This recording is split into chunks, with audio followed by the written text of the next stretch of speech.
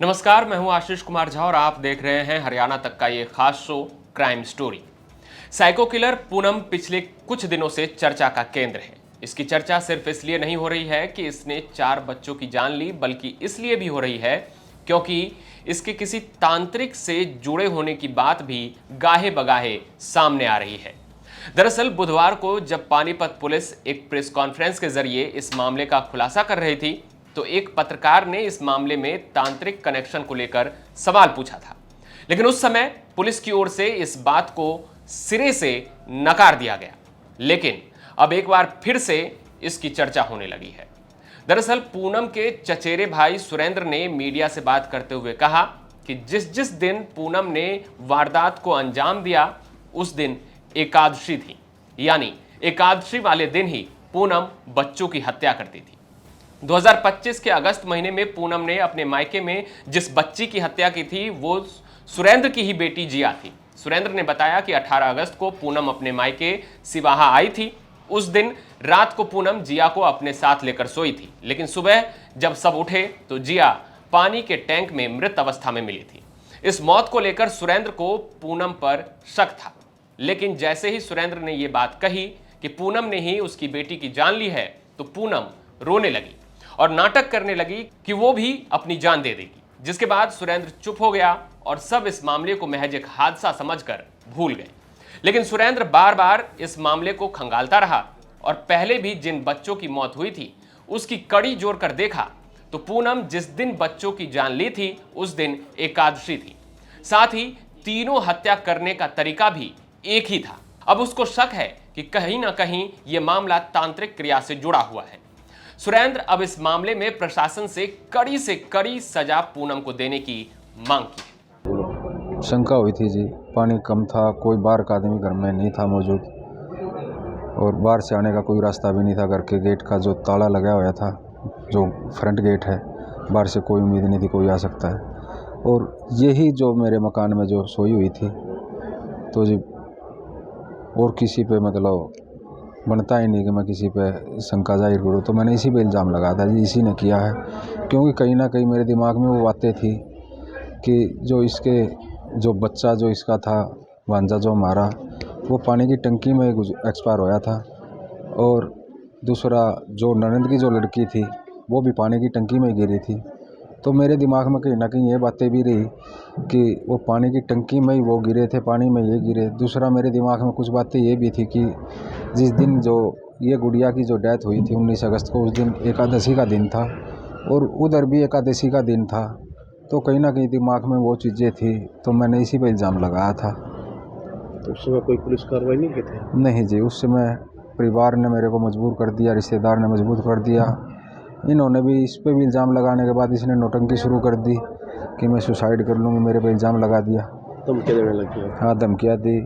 मेरी जो चाची है पूनम की माँ, उसने भी धमकियाँ दी कि लड़की को कुछ हो गया तो मैं तुम्हें अंदर सड़ा दूँगी। फिर परिवार वालों ने भी बोला कि भाई तू तो मजाक बना रहा है इस बात का, मतलब घर में भी इल्ज़ाम लगा रहा है, बहन है तेरी, सगी बहन जैसी है। तो बाहर का कोई आदमी होता तो कर सकता था, एक परिवार का आदमी ये चीज़ें नहीं कर सकता। उस टाइम फिर आप शांत हो? तो हमने जी कुछ नहीं किया, मतलब पारिवारिक दबाव की वजह से बस चुपचाप हमने अपना संस्कार कर दिया जी गुड़िया का। अब पता चला दी है शिकायत आपने भी थाने में? हाँ जी, हमने कल जैसे क्लियर होने के बाद एसपी साहब ने जैसे अपनी टीम जो एसपी साहब ने जो बनाई थी उसने क्लियर करने के बाद हमने अपनी कल एफआईआर करा दी है, अपनी दरख्वास्त दी है। न्याय की मांग करते हैं? हाँ जी, न्याय की मांग करता हूँ, बिल्कुल करता हूँ जी। और इस हद तक करता हूँ कि मतलब जैसे इन्होंने इन बच्चियों को मारा है उसी तरह इसको भी सज़ा दी जाए। जीने का कोई अधिकार नहीं है जिसको भी, ऐसे आदमी को जीने का बिल्कुल भी। क्योंकि अगर प्रशासन इसको उम्र कैद या मतलब 10 साल 14 साल 20 साल की देता है तो उसमें क्या है, छुट्टियां भी मिलेंगी इसको, 10 दिन 15 दिन। इसके परिवार वाले भी कोशिश करेंगे इसको लेके आने की। तो ऐसे आदमी का कोई भरोसा नहीं, 10 दिन की छुट्टी भी अगर वो आती है तो उसमें किस बच्चे की वो जान ले ले। तो जी यही प्रशासन से हम उम्मीद रखेंगे, आपसे भी यही उम्मीद रखेंगे, जितनी सख्त सज़ा इसको मिले, मतलब फांसी, तो वही कोशिश करें आप भी दिलाने की। हालांकि तांत्रिक प्रक्रियाओं को लेकर जब पानीपत के एसपी भूपेंद्र सिंह से सवाल किया गया था तो उन्होंने तो साफ शब्दों में कहा था कि हमने इस एंगल से भी पता की, तांत्रिक का कोई ऐसा एंगल सामने नहीं आया है। जिस दिन इसकी हत्या हुई सर उस दिन एकादशी थी और बताया जा रहा है कि जो 2 बच्चों की हत्या हुई थी हमने वो एंगल भी, आप जो पूछना चाह रहे हैं मैं बता देता हूँ आपको स्पष्ट। हमने वो एंगल भी तांत्रिक के एंगल से या कोई जो ये पूछा करते हैं उसके एंगल से उन्होंने पूछताछ कर ली है, ऐसी कोई बात नहीं आई है। इसने आसानी से कबूल कर लिया, गुमराह तो नहीं किया सर पुलिस को, कैसे? नहीं, कोशिश की थी, ऐसा नहीं है, स्मार्ट है, बहुत समझदार है, और लेकिन इसको चिढ़ उठती है सुंदर बच्ची से।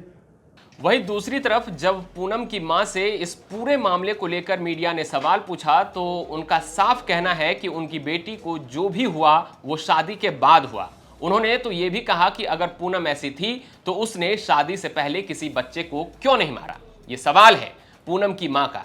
इसके साथ ही उन्होंने कहा कि पूनम ने अगर हत्याएं की है तो उसे सजा भुगतनी होगी। सुनिए ये पूरा बयान। जी मेरे मन में तो ये है, शादी तो पहले मेरी बच्ची का कुछ नहीं होया, जो भी होया है शादी के बाद होया है। वहाँ बच्चे मरे हैं चाहे कुछ भी होया है, मेरी बेटी का कोई किसी से भी पूछ लिया पड़ोस में, कोई कदे कोई शिकायत नहीं हुई। जो भी हुई है वहाँ जाकर वहाँ तांत्रिक का ले गए, उसने जड़े भी ले गए हैं, उसने इलाज उनने करवाया। अरे आमने नहीं पता मेरी बेटी ने यहाँ तक कुछ करा नहीं। उड़ा जब 4 बच्चे का उन्हें भरियाई आरोपी घोषित करी है, वह जैसी करेगी वह भोग लेगी। इसमें हमारी क्या गलती है? हमने तो बेरा होता था, हम भी पहले अपनी बेटी का इलाज करवा लें। हमने हमारे घर तक कदे कुछ इससे होया ही नहीं जी। अरे बात जिसा उसने करा वह भोग लेगी भाई। हम तो और कुछ नहीं कह सकते ना, हम उसकी नुकन दे अभी उन्हें ना करया कि ना हाँ भरी है और तो उसने। अब जब वो लास्ट टाइम यहाँ पर आई थी उसका कैसा था व्यवहार, क्या लगता है? बिल्कुल ठीक व्यवहार था। मेरे घर कदे कुछ नहीं, यहाँ हमारे दौरे भी सोई है, केली भी सोई है, उसका बच्चा भी, मैं 15 दिन आसी एडमिट रही, मेरा ऑपरेशन होया है। जब भी वह केली भी रही, मेरा छोटा बेटा भी यहाँ उसके साथ रहा है और ये ड्यूटी पर चले जाते, बड़ा मेरे साथ में था जी।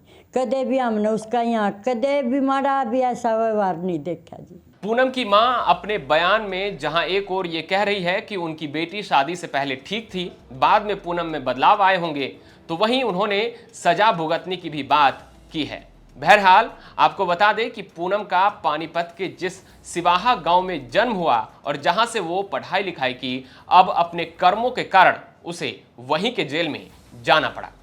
आप देख रहे थे क्राइम स्टोरी के अगले भाग में हम फिर किसी खबर के साथ लौटेंगे। तब तक हरियाणा से जुड़ी तमाम खबर देखते रहें हरियाणा तक पर।